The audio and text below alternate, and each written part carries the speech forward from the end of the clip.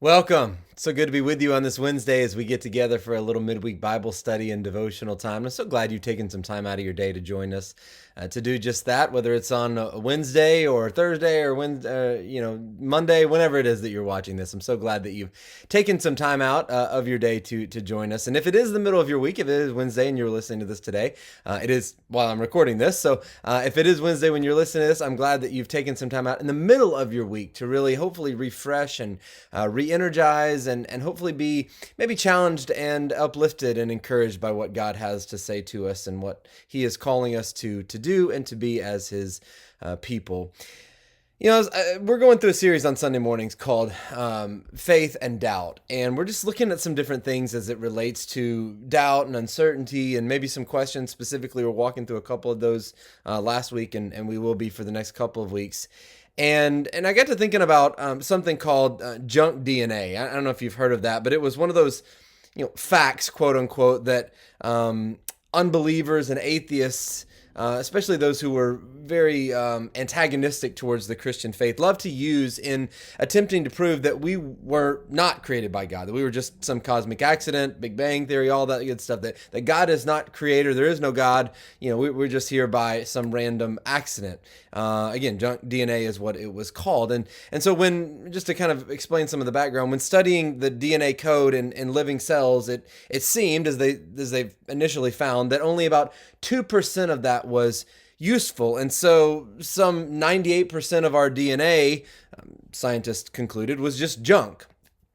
Of course, that would certainly not be the way that a quote unquote supreme creator would design life and create life. And so that was an argument by some to be against the belief in a creator God. But what appeared to be fact, or that some thought was fact, however, came to be studied more and more, and as they explored this complex creation known as life, they have since found that actually what was once considered junk is really not junk at all. But that more and more of what they study is, again, what they call junk DNA, more and more of what they study is actually biochemically active and functional and purposeful even. Of course, I'm not going to get into all of that because I'm not a scientist by any means. But as Christians, we already knew this, right? I already knew this. And don't misunderstand me. Again, I'm not a scientist. I don't know all that stuff, but I am a believer in God. And I believe that we were created by God. And yet at the same time, my understanding of Him is always going to be limited because I am the creation, not the creator. And so, of course, I believe that God knew what He was doing when He made you and He made me.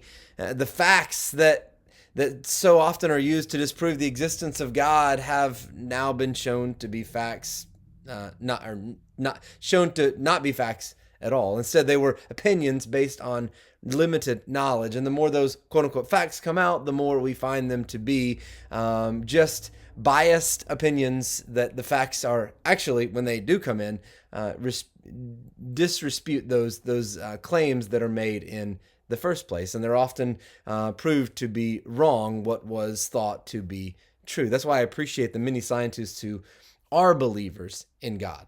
They will admit that we as humans don't know or even understand much of this world, that though we may live in it, we just don't understand much of what we see and experience around us. In fact, many of those scientists who are believers will make strong arguments that what we discover continues to prove that God exists. Of course, the reality is that God does not have to prove to you or me that He exists, and yet He does.